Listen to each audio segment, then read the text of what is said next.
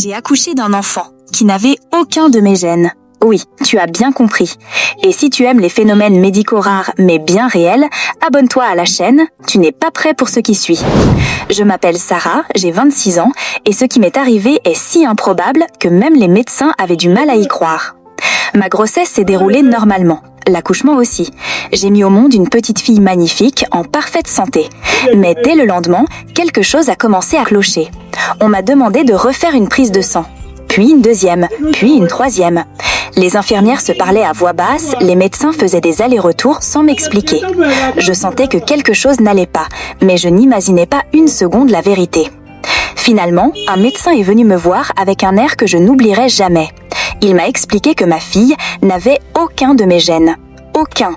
Comme si j'avais accouché de l'enfant de quelqu'un d'autre. J'ai paniqué. J'ai cru qu'on pensait que j'avais volé ce bébé. J'ai cru qu'on allait me l'enlever. Mais ce qu'ils ont découvert ensuite était encore plus incroyable. Il s'avère que je suis une chimère humaine.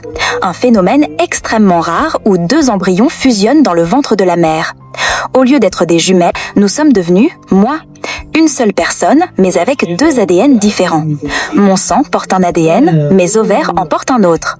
Celui de ma sœur jumelle, une sœur qui n'a jamais pu naître, mais qui a fusionné avec moi avant même que je ne sois en fœtus. Et c'est l'ADN de cette sœur disparue qui a donné vie à ma fille.